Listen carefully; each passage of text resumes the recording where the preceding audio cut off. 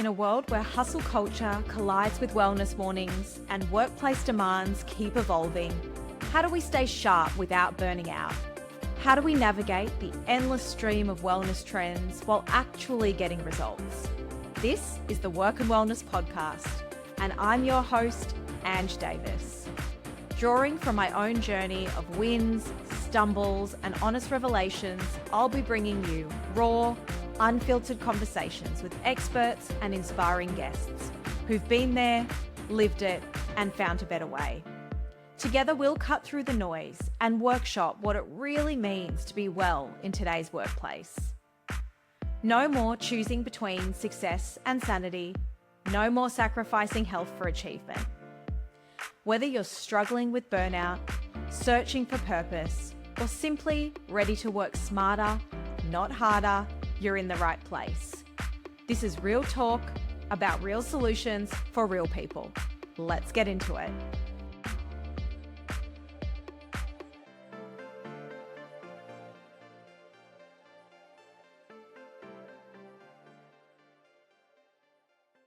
Hello, friends. Welcome to the show.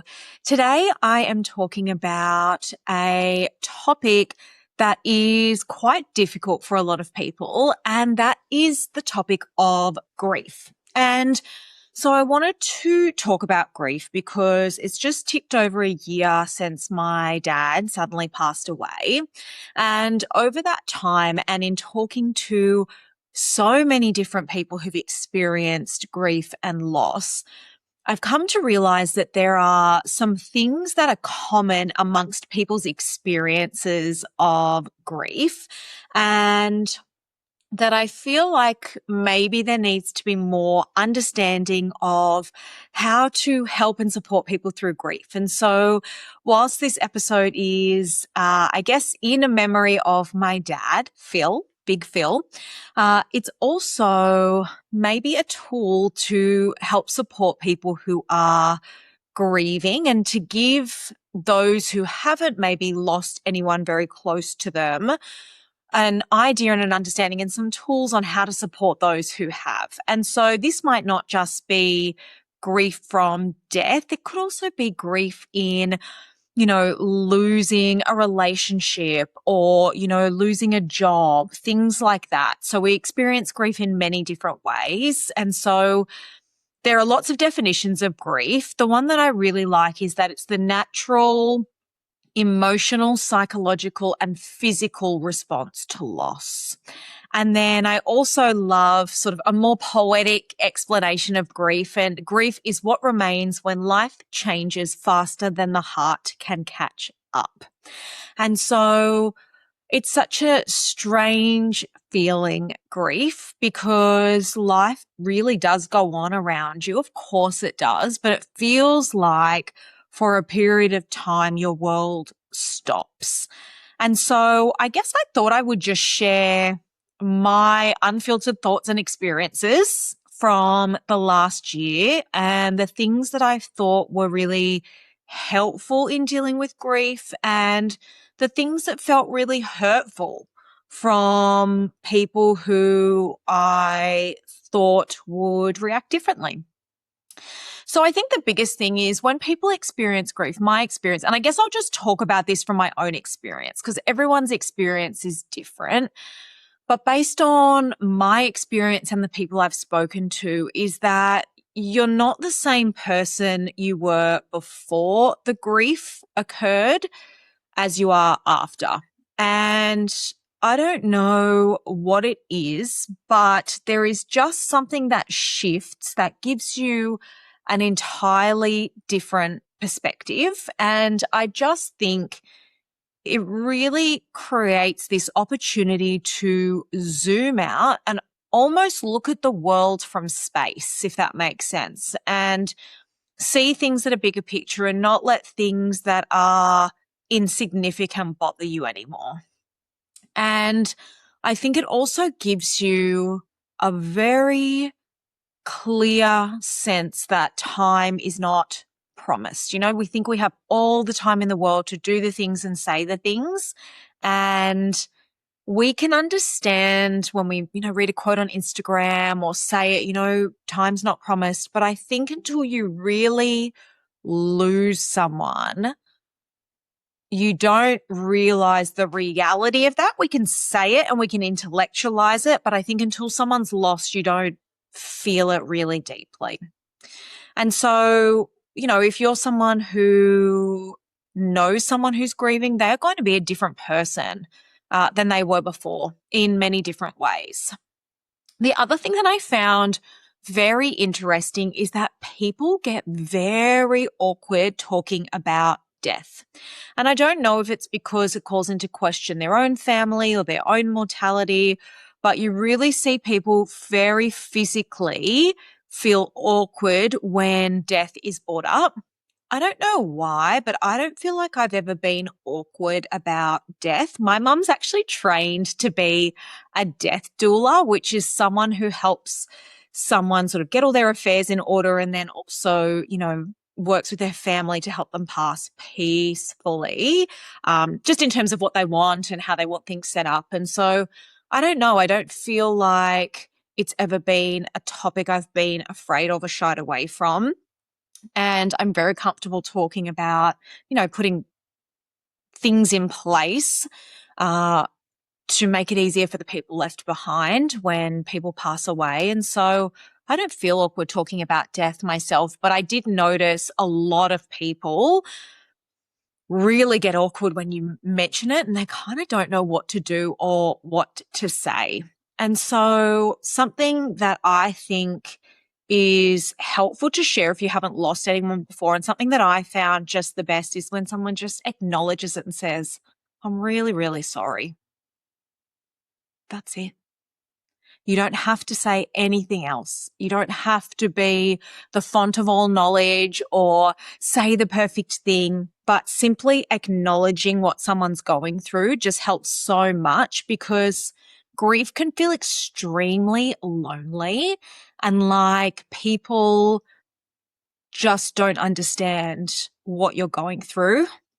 Oh God, here I go. I'm getting emotional. But I think that is probably one of the hardest parts. And so even just saying, I'm so sorry that's happened to you, that's honestly all I think people really need. They don't need big grand gestures, although there were people who were like incredibly kind in, sending food and packs and all that sort of stuff. But that's not even the crux of it. Like, that is honestly like warmed my heart, but just acknowledgement, I think, is one of the most important things for people going through grief, because I have friends who I've been friends with for a very long time who still have not even acknowledged my dad's death, which is crazy to me. Like, I don't think it's very hard to send a text message. So I think that's it. People can feel really lonely when they're grieving. And so just a quick check-in. Hey, how you going? Thought of you today is really something that seems so small and takes nothing out of the other person's day, but it means everything to the person receiving it.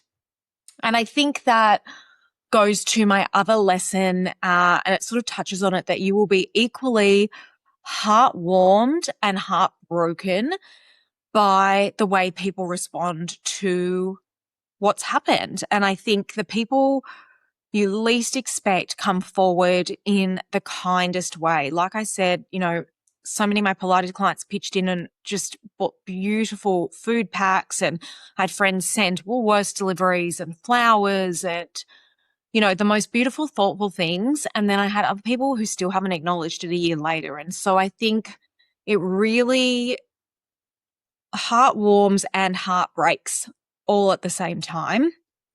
The world moves on pretty quickly, and it's so interesting. One of my friends who has lost her mum said to me, Ange, take as long as you need up front when everyone will give you the grace, because the world will move on and it will feel less acceptable to the world for you to take time down the track. And then it hits you like 6 months later.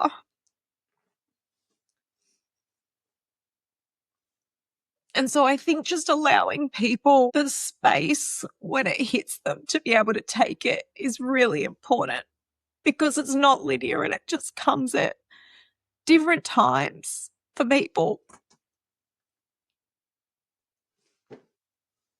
And it really shakes you to your core. And so I think just, even if it's a year later, like I am, obviously I can't hold it together, my God. Even a year later, it still hits and different milestones hit. And so I think just allowing people to deal with it in their own way and on their own timeline, and not expecting that they will be over it because it's been a certain amount of time, I think is really important. I think when you grieve, this is true for me, I just have less tolerance for time spent on things I don't value anymore. I used to be the person who would say yes to everything, and even if I didn't really want to go, I would do it. And now I put everything through the lens of my values and mine and Liam's rich life. And if it's not within line of our rich life or our values, then I'm just saying no to it. I am not tolerating time spent on things that don't matter anymore.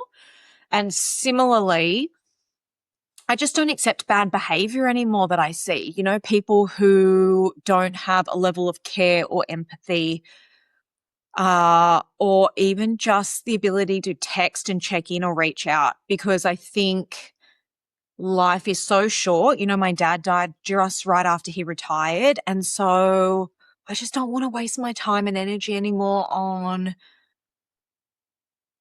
people with bad behaviors or things that are not part of the rich life that we want to live.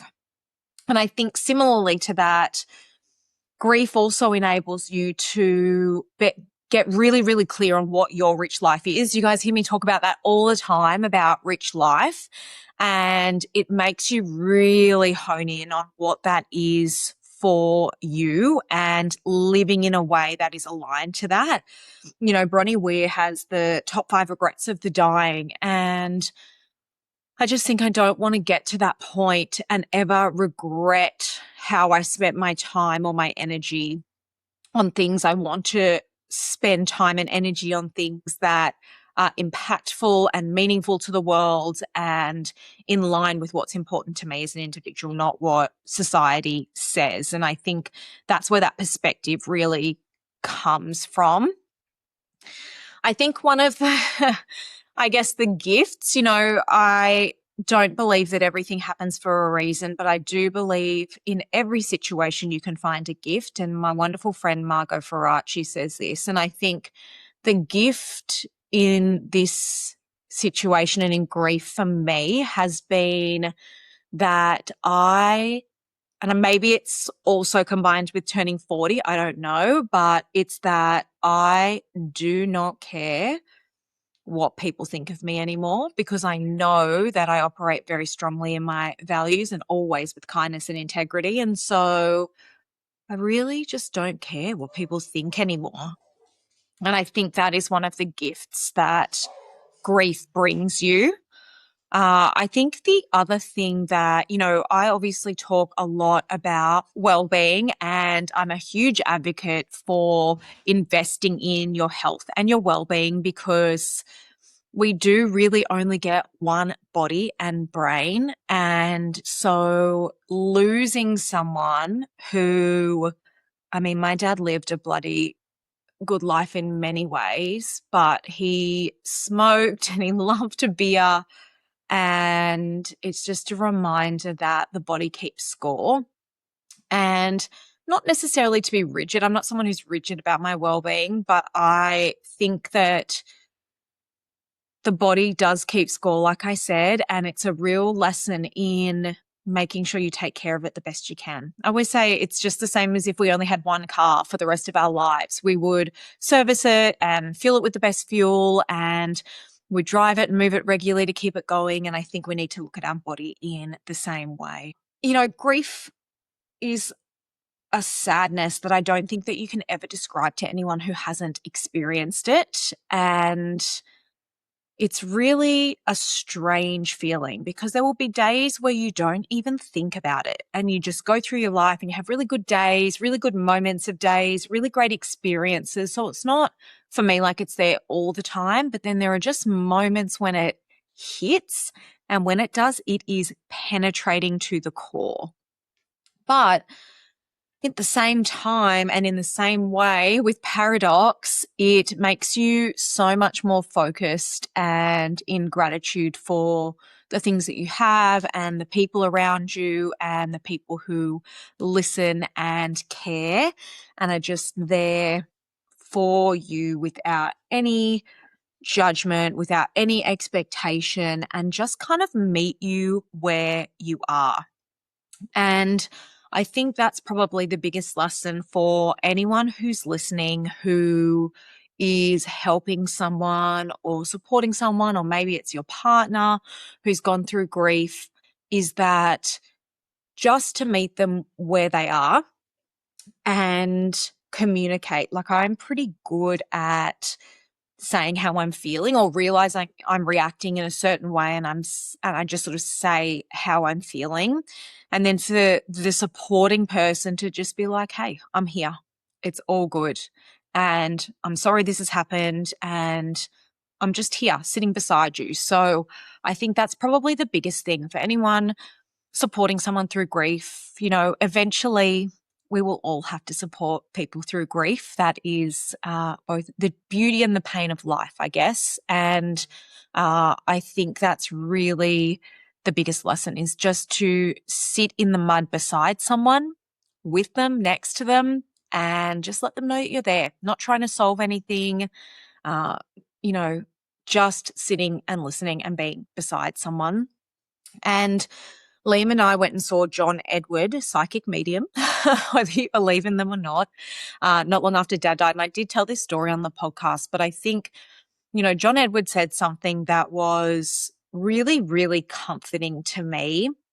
And he says that no one dies alone, and that people from spirit come and collect those spirits who are ready to pass, and they are never alone, because my dad was alone when he died. And so I think that is the most comforting part of grief for me, was hearing him say that no one passes alone, and that the body is just a vessel for carrying someone's soul or spirit, and that it continues to live on, and that if you look for signs, you will find them. I got so many crazy, wildly specific signs from my dad, and even recently. And so I think just holding that close, because it actually doesn't do any damage, believing that. Whether you believe it or not, I think if it brings comfort and it doesn't cause harm, then it's not a bad thing. But it's a really, really interesting psychological and emotional process to go through. It does change your brain chemistry as well, grief. And so it's really interesting to observe. I'm a big fan of metacognition, thinking about the way you think. And so I try and observe the way I think now versus the way I thought before this happened. And it really does change your perspective. And so, if you're going through it, I'm sorry, it sucks. And if you're supporting someone through it, just being there with them in the mud. And I like to describe grief like a stone in your pocket. So when you first put it in your pocket, you notice it every day. It's a bit annoying, it's a bit heavy, it sort of rubs. And then over time, you just start to notice the stone less and less. It's not that you've taken the stone out of your pocket, you just notice it less and less, and it becomes a little less impactful on your day to day. So I know grief can be a bit of a heavy topic, but I think it's important that we talk about it, because when we talk about it, it makes people feel less lonely when they're going through it. And I think hopefully if you haven't experienced the loss of someone, maybe listening to this can give you a little bit of perspective on, the way that it feels and some of the lessons that I learned in this. Obviously, this is just my experience. Everyone will experience things differently, but it is a wild ride and it's unpredictable. And I think it's just really about, like I said it multiple times, sitting there beside someone in the mud and just being there for them. So, yeah, if you're going through grief at the moment, I'm really sorry. And my DMs are always open. And if you're supporting someone through it, hopefully this has given you a little bit of an insight. Thanks for joining me on Work and Wellness. If today's episode resonated with you, remember, someone in your network might need to hear this too. Share it with a colleague or friend who could use these insights. I'd love to keep the conversation going, so find us on Instagram at Mind Your Grit, where we share daily tips and continue these discussions. And if you found value in today's episode, please take time to rate and review the show. It makes such a huge difference and helps other people discover conversations they might really need. Don't forget to hit subscribe so you never miss an episode. Each week, we're building a community of people who believe that success and well-being go hand in hand. You can find the notes, resources, and links from today's episode at mindyourgrit.com. This is Work and Wellness with Ange Davis. Your work matters, your wellness matters, and this is where it all comes together. See you next week.